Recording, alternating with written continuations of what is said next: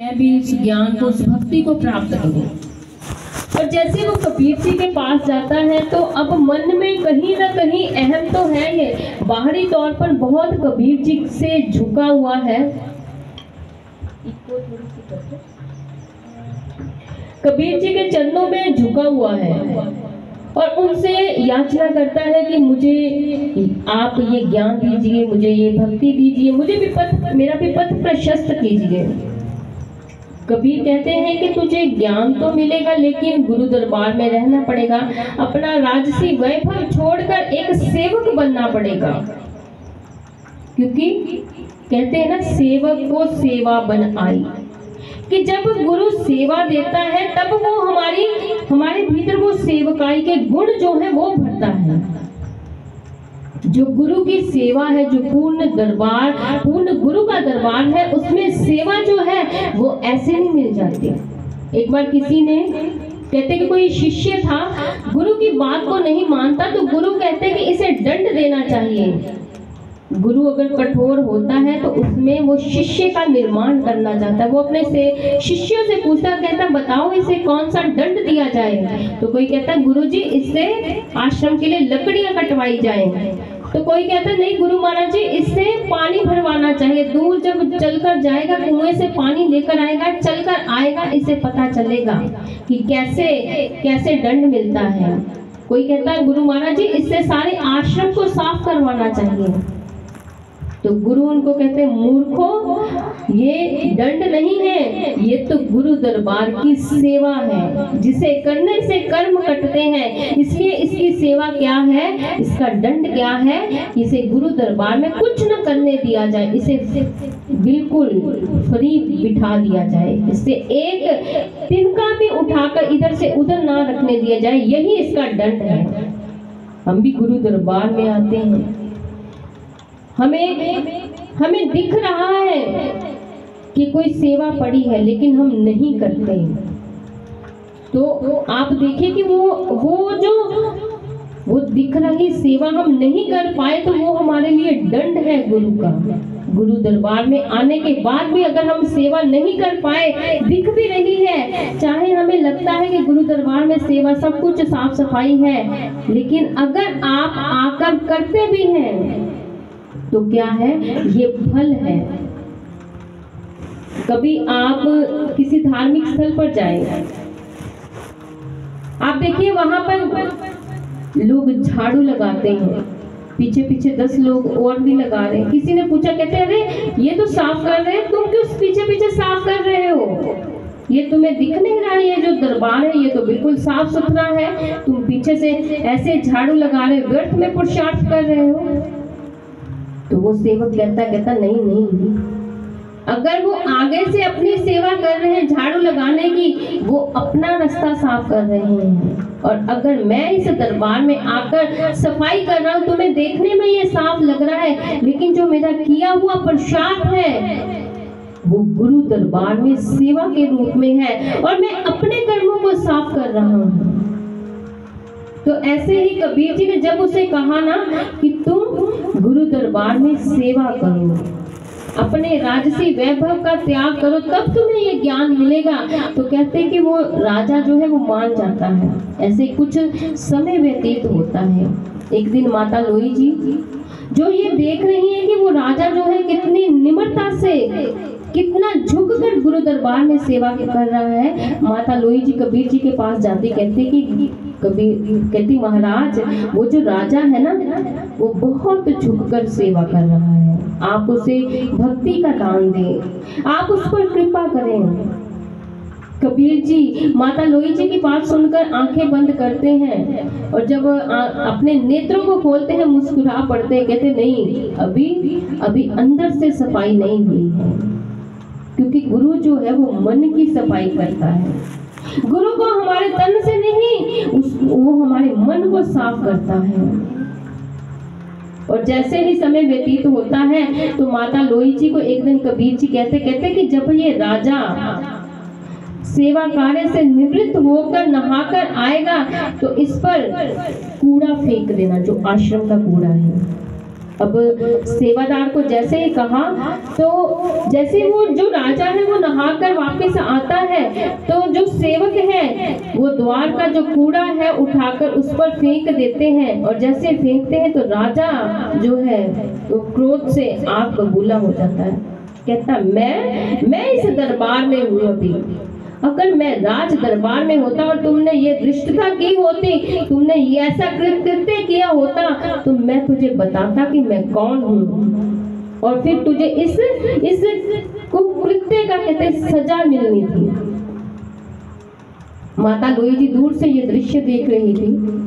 वो हैरान हो जाती है कि बाहर से इतनी नम्रता है, बाहर से इतना झुकाव है, लेकिन भीतर तो अभी अहम है, अभी अहंकार खड़ा है।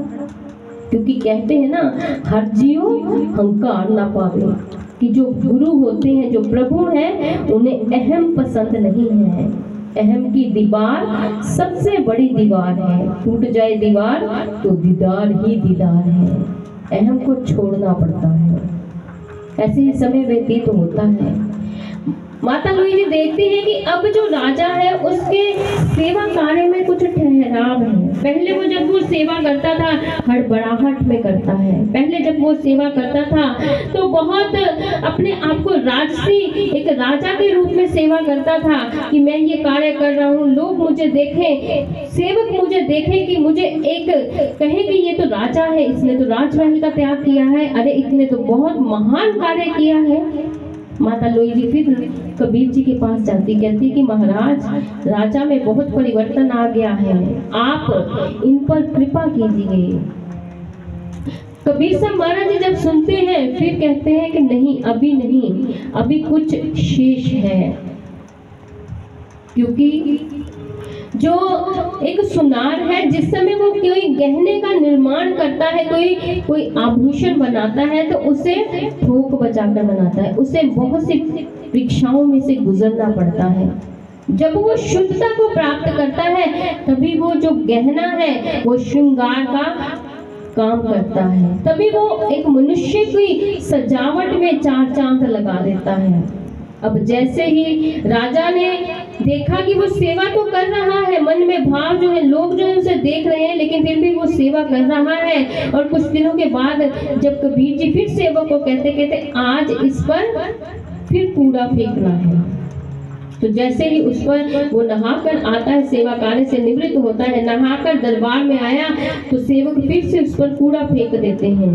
इस बार वो राजा जो है मुख से कुछ नहीं बोलता, लेकिन भीतर ही भीतर कहता है कि मैं यहाँ पर ज्ञान के लिए आया हूँ, गुरु दरबार में सेवा कर रहा हूँ ताकि मुझे वो ज्ञान मिले, और अगर आज तुमने मुझ पर ये कूड़ा जो है फेंक दिया है तो इसका परिणाम तुम्हें भुगतना पड़ेगा। कबीर जी जब ये उसके मनोभावों को पढ़ते हैं, चाहे वो अपनी कुटिया में बैठे हैं, लेकिन मनोभावों को पढ़ लेते हैं, और जैसे पढ़ा तो कहते अभी राजा का राजापन जो है वो गया नहीं है। क्योंकि जो गुरु होते हैं वो अंतर से, भीतर से हमारे मन को पढ़ते हैं। चाहे आप यहाँ बैठे हैं, लेकिन आपके मन में क्या चल रहा है वो महाराज जी जानते हैं। गुरु महाराज जी चाहे यहाँ स्वरूप रूप में, शक्ति रूप में विराजमान है, या शारीरिक रूप में गुरूर महल में है, महाराज जी आपके मन के भावों को पढ़ रहे हैं। एक बार महाराज जी ऐसे बैठे थे अपने कक्ष में, तो महाराज जी के पास एक छोटा सा बच्चा बैठा हुआ था, वो महाराज जी से कुछ पूछ रहा था। तो ऐसे स्वामी भैया आते हैं, तो महाराज जी उस भैया से संस्कृत भाषा में बात करने लगते हैं।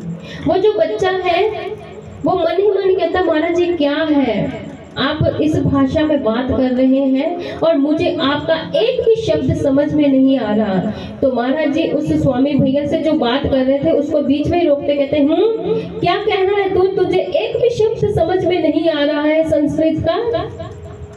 उस बच्चे ने बोलकर नहीं कहा, लेकिन वो जो भैया पास खड़े उनको महाराज जी ने समझा दिया कि मैं सबके मन की जानता हूँ, तुम्हारे मन में क्या चल रहा है वो जानता हूँ। इसीलिए किसी भक्त ने बहुत सुंदर कहा हुआ है, जो भी भला बुरा है अल्लाह जानता है, बंदे के मन में क्या है वो अल्लाह जानता है।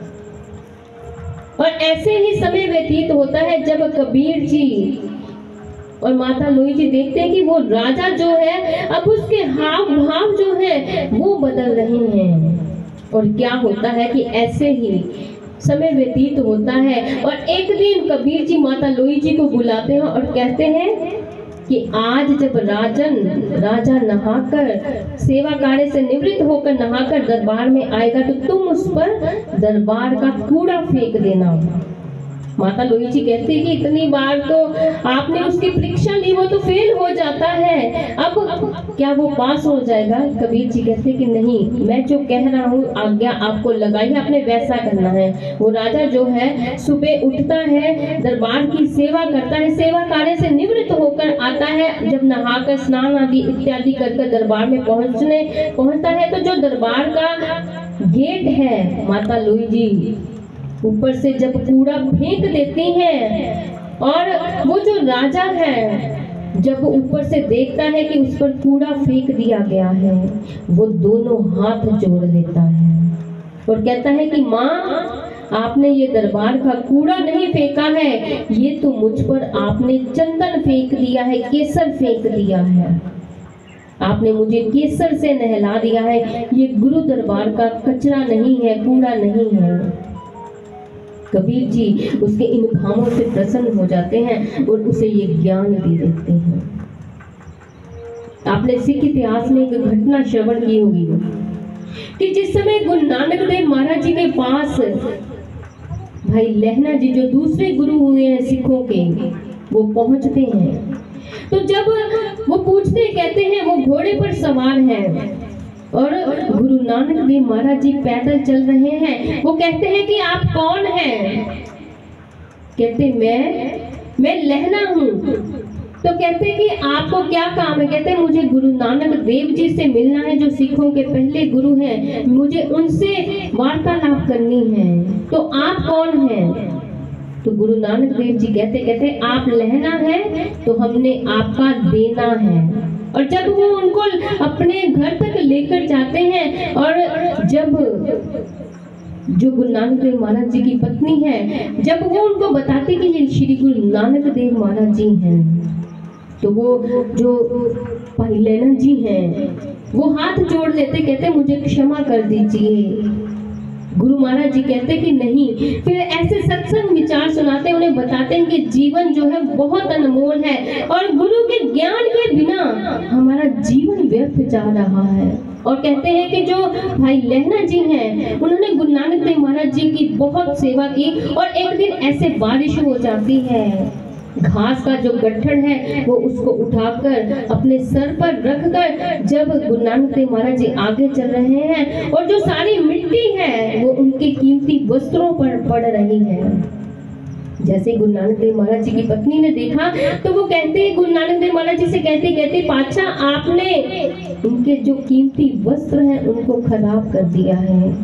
तो गुरु महाराज जी कहते हैं कि ये जो मिट्टी नहीं है ये इन पर केसर छिड़का जा रहा है, ये इन पर कृपा का केसर जो है वो छिड़का जा रहा है, ये मिट्टी नहीं। और आने वाला इतिहास बताता है कि आने वाले समय में जो भाई लहना जी हैं वो गुरु गद्दी पर जो है वो विराजमान होते। सेवा से प्रसन्न किया उन्होंने गुरु को। सेवा ऐसा मंत्र है सबका मन हर लेत, जो गुरु के मन को हर लेती है वो सेवा है। लेकिन सेवा कैसे? सेवा में मैं भावना हो, अभिमान ना हो कि मैं कर रहा हूँ। सेवा में निमानता होनी चाहिए, नम्रता होनी चाहिए, गुरु महाराज जी से प्रार्थना होनी चाहिए कि महाराज जी अगर आपने सेवा दी है तो इस सेवा से आप मेरे सारे अवगुणों को समाप्त कर दें। जो काम आप साधना करते हैं, साधना में जितना समय आपको लगता है, सेवा से एक पल में वो जो गुरु की कृपा है वो हमें हासिल हो जाती है।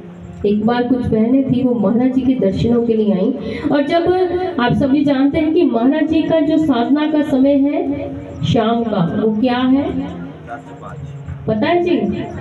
4 से 5। थोड़ा जोर से बोल दे, अभी नहीं करवाएंगे आपसे साधना। 4 से 5 का है। तो बहनें 3:30 महाराज जी के दर्शन करने के लिए आई। तो महाराज जी से आज्ञा ली तो आप जानते हैं कि जब महाराज जी साधना में बैठते थे उससे पहले दर्शन जरूर देकर जाते थे। किसी की भी पुकार हो सकती है, कहते हैं ना कभी कभी कि जो पत्थर होता है वो पानी के साथ भी उसका भी पार उतारा हो जाता है। तो बीच में कोई भक्त था जो महाराज जी को बार बार पुकार रहा था, तो कोई पर महाराज जी जा नहीं रहे थे। गुरु महाराज जी ने जो समझाना था उन बहनों को, संगत तक तो जो संदेश है वो बाद में गया होगा, लेकिन जो महाराज जी ने समझाना होगा वो क्या था। एक भैया आए महाराज जी के पास, कहते वो बहनें बैठी हुई थी तो वो कहते महाराज जी